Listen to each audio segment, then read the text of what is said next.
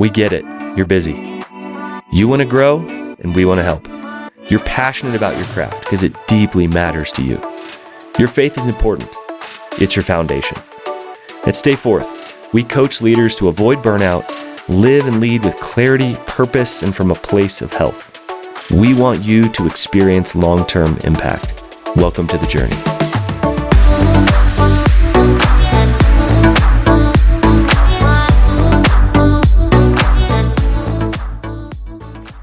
You know that I talk a lot about energy. Energy is really important to me. I talk about return on energy as a leader, and I want to share about something that's been really helpful for my energy, and I've actually become a big fan of.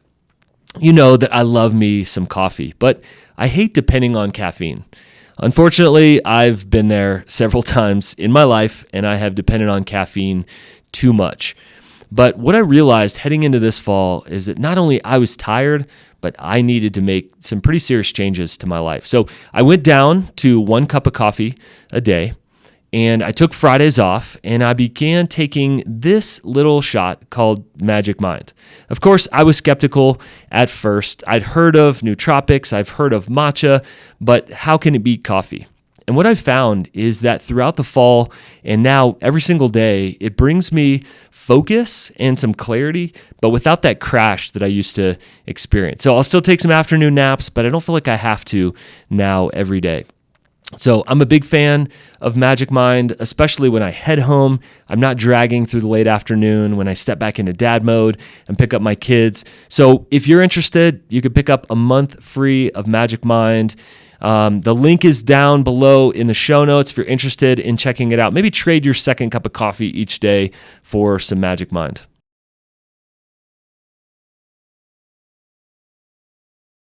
Welcome back, friends. This is a huge week for us here at Stay Forth. Why? Well, we have just released our 3rd edition of the Right Side Up Journal, and it is on Amazon.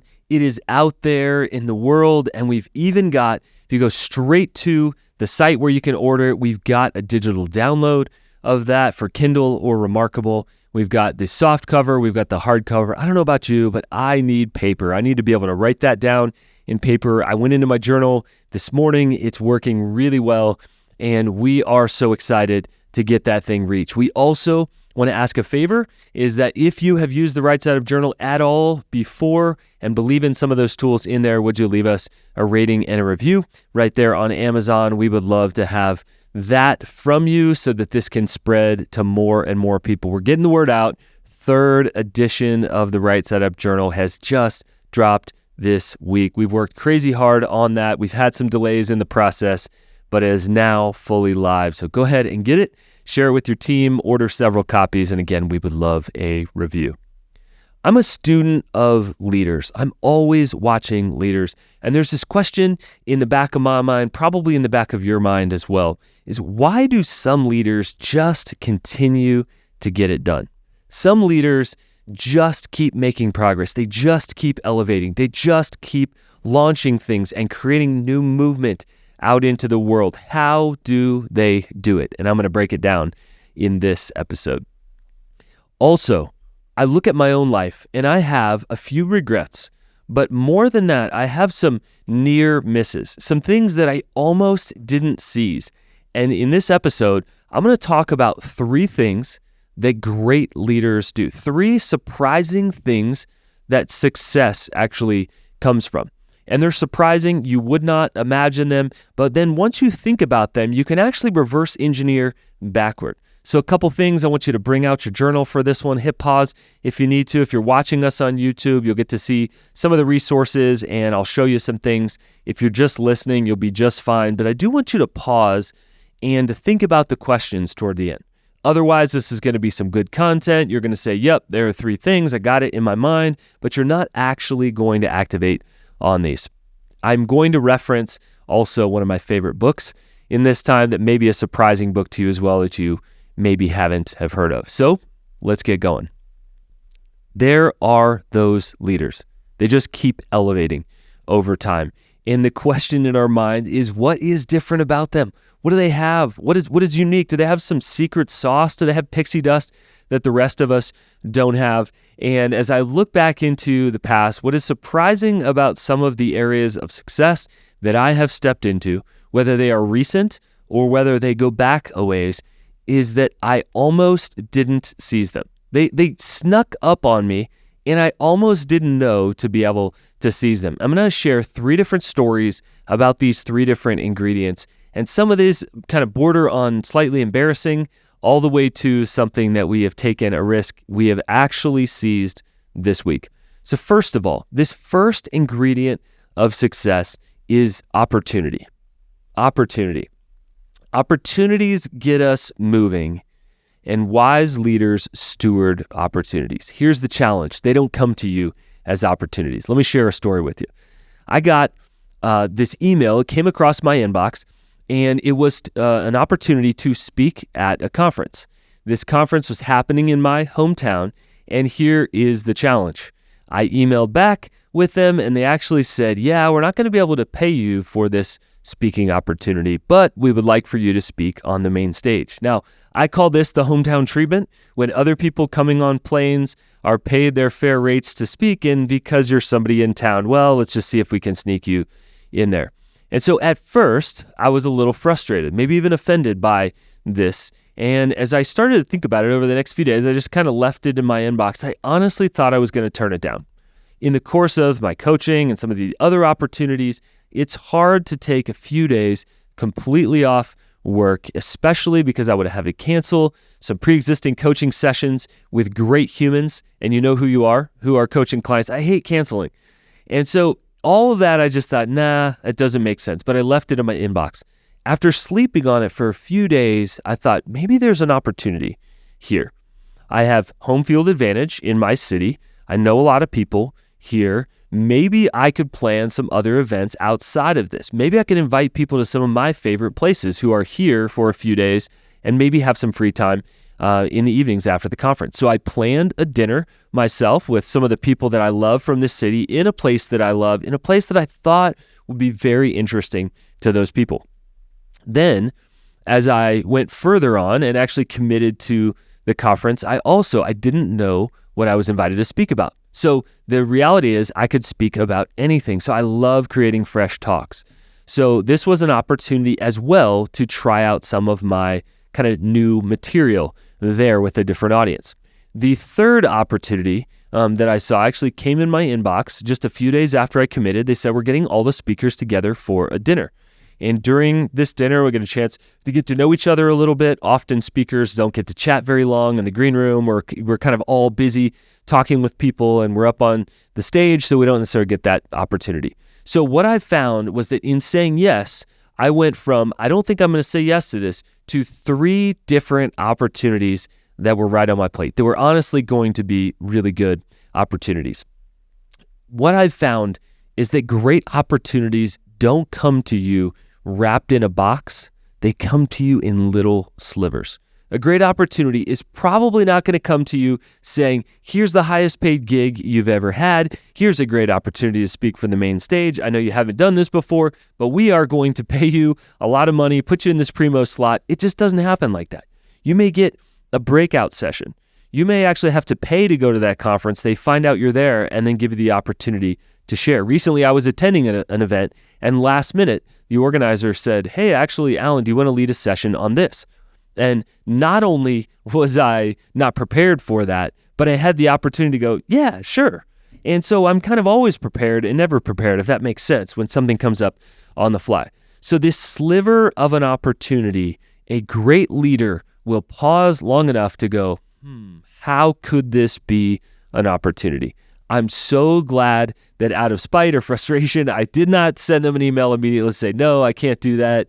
I need to charge a certain amount for an honorarium when I speak. So it was a great opportunity for me to flip that. So whenever you want to see an opportunity truly as an opportunity, then you need to change your mindset. Before you change your actions, you need to change your mindset. My mindset shifted, and I asked this dangerous question: how could this be an opportunity? Of course, danger in the best way. Secondly, When you steward small opportunities, you get bigger opportunities. When you steward small opportunities, you get bigger opportunities. Here's what happened. During that dinner, I connected with someone that then became a coaching client, then shared with their friends, then shared with other people in their networks I've worked with for years in multiple capacities. I've actually developed a friendship because they were sitting right next to me there at that dinner. That dinner opened up countless coaching opportunities for me, and that dinner has been the single greatest catalyst to more coaching, the impact and the depth of coaching than I've ever had. That one single dinner that I wouldn't have had an opportunity for. And the second dinner that I planned in my city was a hit. People found each other, connected with one another, different organizations connected during that time. Not only was it fun in the moment, but it has yielded relational fruit down the line. The speaking opportunity led to other speaking opportunities as well. Many times opportunities come disguised as challenges or come disguised as something that's really, really small. But what I've found is that when you steward an opportunity, you will get bigger opportunities. Friends, opportunities get you moving, steward them. Maybe they're small. Are they somewhere that you want to go down the line in the future? Is this an audience you want to be in front of? Is this an opportunity you want to do more of? Then steward that opportunity. I want to give you a couple questions to just leave you with on this first one. What are 3 opportunities you have right now? They're probably going to be small, but reflect on this. What are 3 opportunities that you have right now? And secondly, and very simply, how will you steward those opportunities right now?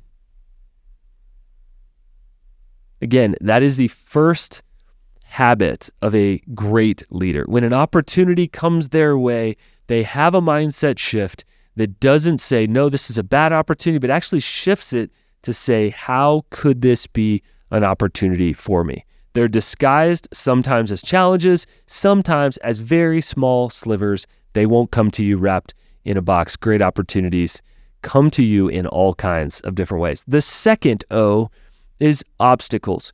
When you seize an opportunity and you continue to seize opportunities, I hate to tell you, but you will have obstacles. Like my favorite children's book that I read to my kids and was read to me as I was a kid, we're going on a bear hunt. You can't go over it. You can't go under it. You got to go through it.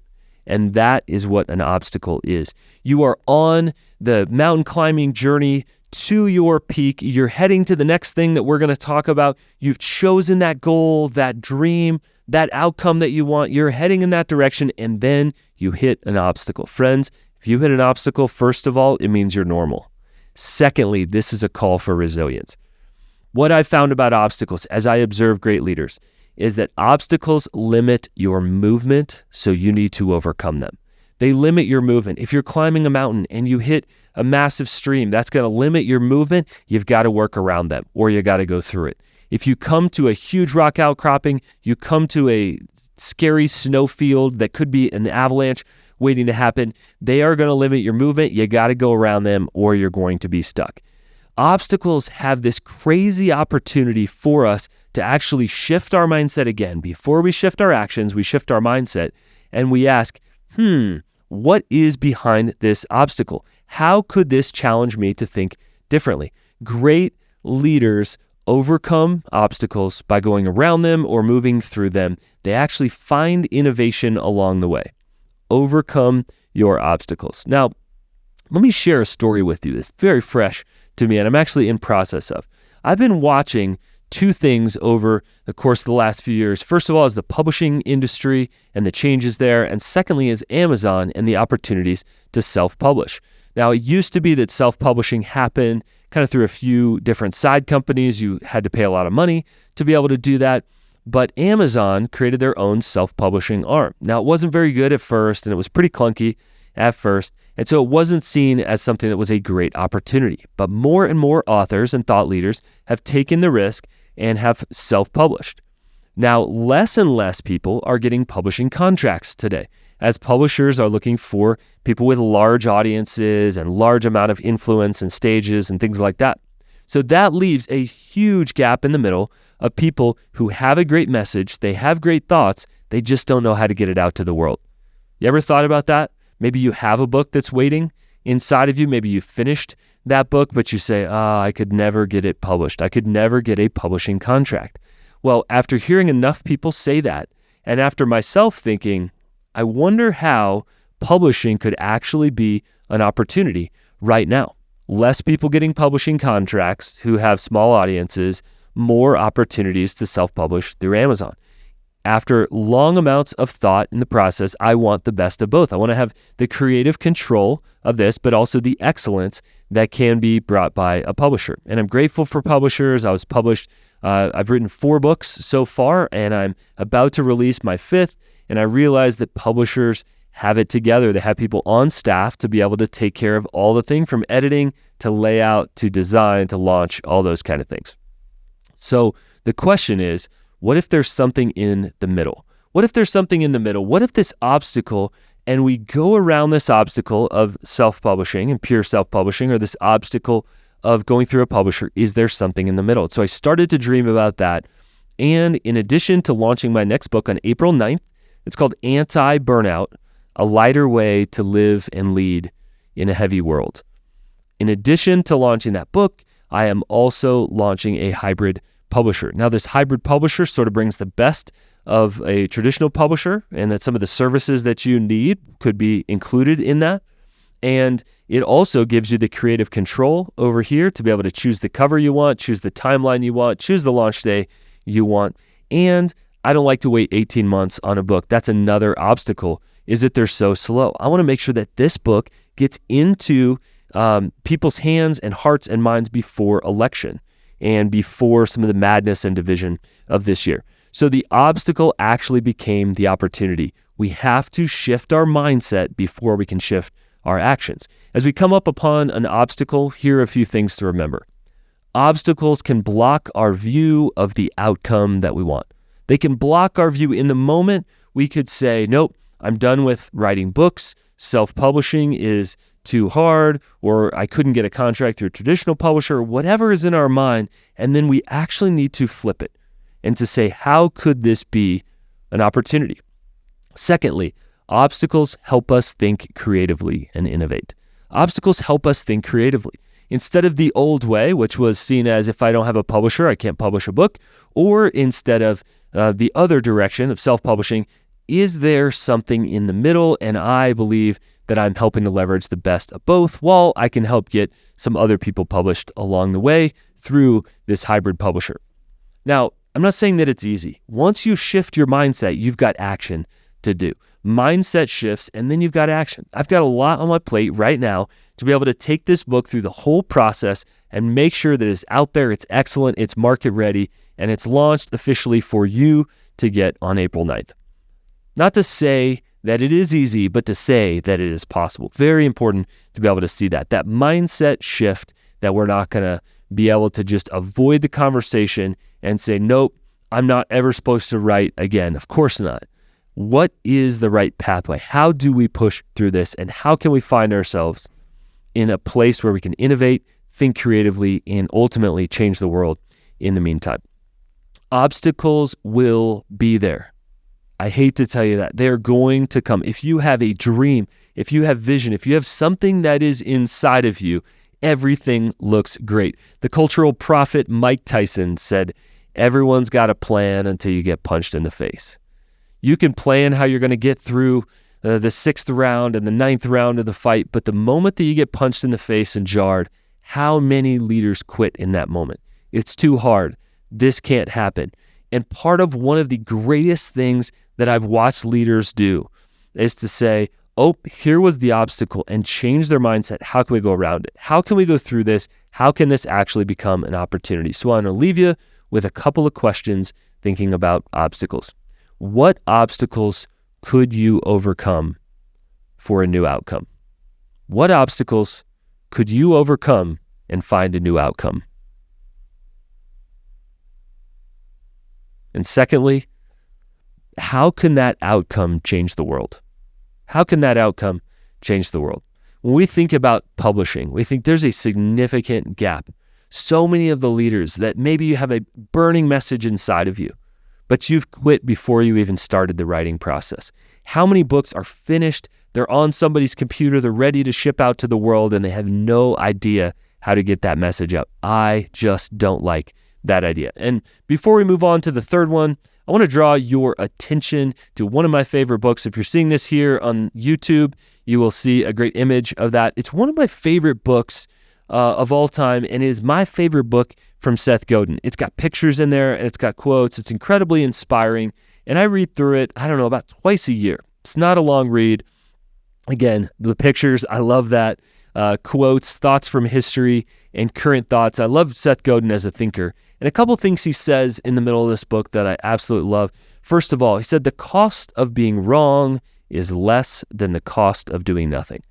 The greatest risk I believe you can take is doing nothing. Is to use the book example, nope, there's no way that I'm going to go through this process. I don't want to write a whole book and then not know what I should do with it. And by the way, starting a hybrid publisher is not the only option. You could create 15 other ideas for how to get that content meaningfully out into the world. Your task right now is to do something, to take action, and then you'll have options down the line. The greatest risk we can take is doing nothing. Later in the book, he says this: sooner or later, it comes to this. Great work is the result of seeking out tension, not avoiding it. Great work doesn't require reassurance. In fact, it avoids it. Great work doesn't require reassurance. It avoids it. I can't tell you that at the end of this obstacle, here is going to be the exact point you're going to get to. Here's the exact pathway. Things change. We have to adapt. Our world is quickly changing right now. And so if you are looking for reassurance, I want you to shift your mindset to risk. Everything is a risk.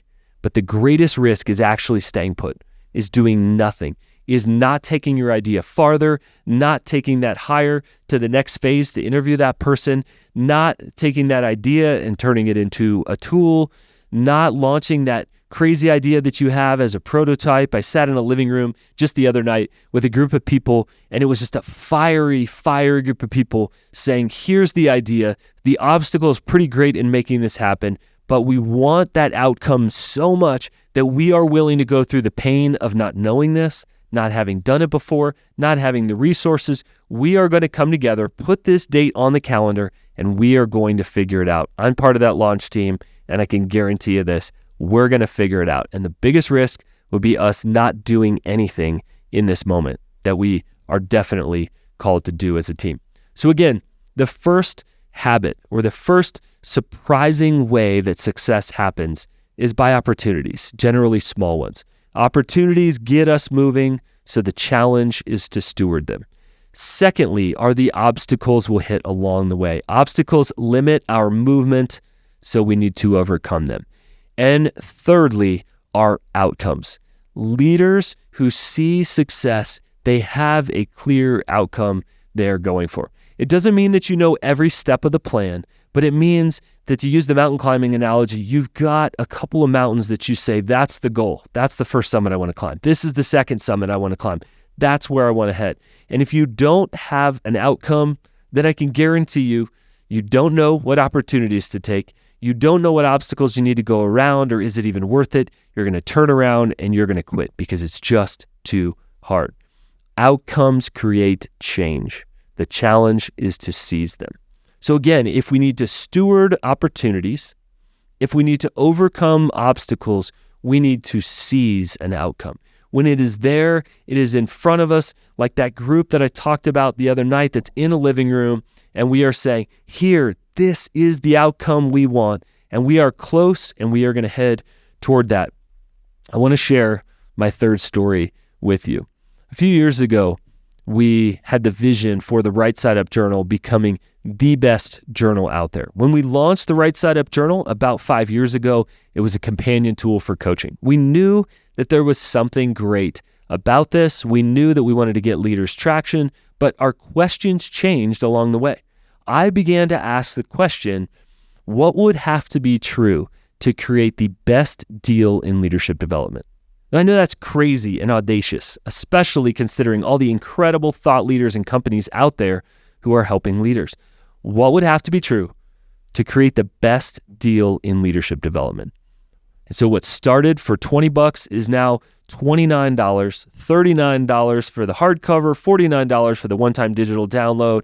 And so that we said, okay, for that amount of money, how do we pack so much value in there? And what we wanted to do was two things. We wanted to deepen the impact and we wanted to widen the reach. And in deepening the impact, we thought, well, what if we could put coaching tools in there? What if we could put videos in there that actually guide people to the next tool, that take them to aisle 12 when they have a question at the grocery store instead of just pointing there? What if we could give them our best questions from coaching and promptings and tools that we have? What if we could just pack them all in there? Then we utilized QR codes as the world changed during COVID and we went to a QR code world. What if these videos could connect you to the right spot when you had a question about that? What if instead of having to go through coaching, which is not for everybody and can be quite expensive as an investment, what if everybody could get a little slice of coaching for just the price of ordering a journal? So that was the quality piece, the depth piece, but then the reach piece. We had been printing these locally, and I love local business, but it just got too expensive, and our team was shipping these out personally. Every single journal we were hand shipping out. We knew that if we were going to reach the biggest scale that we wanted to and get leaders this great opportunity, we were going to have to move over to Amazon. The biggest website in the world will actually ship these for us. And so in taking the process over to Amazon, we have increased the reach. So that is, literally a risk that we have gone through that is happening this week. And just a few days ago, this launched out to the world for a third edition, and I believe it's the best deal in leadership development. For $29.99, you can have a 3-month journey that organizes your goals together with some incredible coaching tools that takes some of the best things that we've discovered in leadership development and walks you along for 90 days. To me, that's just a crazy, crazy deal, but it started with this outcome. Here's the outcome we want. Create the best deal in leadership development and do it through a journal. And we believe that we've done that. I almost missed that opportunity because I thought we always want to print these locally. We're always going to be shipping these ourselves. This is always going to be a coaching companion tool, and it's going to be limited by people ordering it from our website. You have to change your mindset before you change your actions. Again, those three, and then let me leave you with a few questions. For an opportunity gets us moving. We need to steward them. For an obstacle can limit our movement. We need to overcome them. And for an outcome can create change. We need to seize them. Steward opportunities, overcome obstacles, and seize outcomes. That, my friend, is very important for you to keep your mindset on. And I want to encourage you to think about a leader that you admire, a great leader in history, whether they are dead and you've read their biography, or whether they're living now and you study them. Look for those three things and you will see those three things right there. A small opportunity. Maybe they didn't have the opportunity to run for president if you're thinking about a president that has shaped our history, but through a series of events, they found themselves in that opportunity and they ended up pushing through the obstacles and shaping history. So that was my story. That is our current risk. And that is the mindset shift that you will need. Instead of I'll just land on that shore someday, I'll just accidentally climb that mountain. It won't happen. You need to choose the outcome that you are heading toward. Maybe for you, this is about calling. Maybe for you, this is about vocation. Maybe there is a need in the world that you simply can't let go. It is a burning passion inside of you. Friend, if it's the book, if it's the company, the side hustle, the tool, the initiative, the nonprofit, if you have found a pain point in the world, when you are compelled by an outcome, you will see slivers of opportunity and you will overcome the outcome, you will overcome the obstacle to be able to get to that outcome. Let me give you a couple of thoughts about outcomes and let me leave you with one more question. Outcomes compel us to steward opportunities and to overcome obstacles. It's just, if this is the thing we're heading toward, then I just simply have to see what's there. Our eyes are open. We see the small opportunity, even if it's a sliver. And then there's an obstacle. The question is not, is it time to quit? But how am I going to go around this? Or how am I going to go through this? And outcomes lift us to a new level of both excellence and commitment. They lift us to this new level of excellence and commitment. I can tell you that our third edition of the journal is way better than the second, which is way better than the first. We created an excellent journal, and then our level went up because we were compelled to serve you, to serve the leader that we don't want to burn out, to flame out.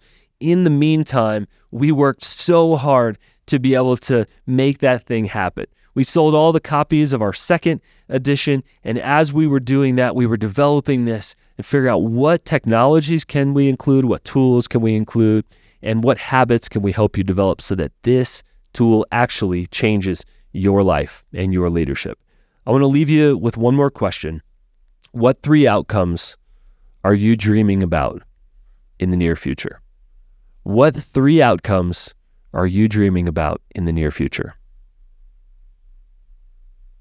And lastly, what do you need to do to seize them? Great leaders have those 3 habits, those 3 O's right there that lead to success. That surprisingly we may not see. You won't learn them in a leadership course. You don't see these maybe in the greatest books that are out there, but you see them in the greatest leaders. Number 1, great leaders steward the opportunities they have, even if they're small. Great leaders overcome the obstacles, even if they are daunting.